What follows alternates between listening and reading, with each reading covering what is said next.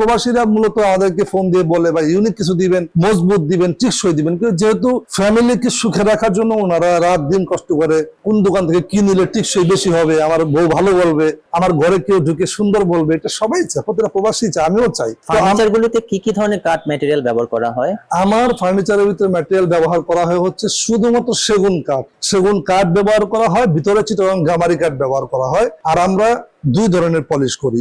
যেমন ধরেন যে এই খাটটা, এটাতে আমরা ব্যবহার করেছি হচ্ছে চিটাগাং সেগুন কাঠ।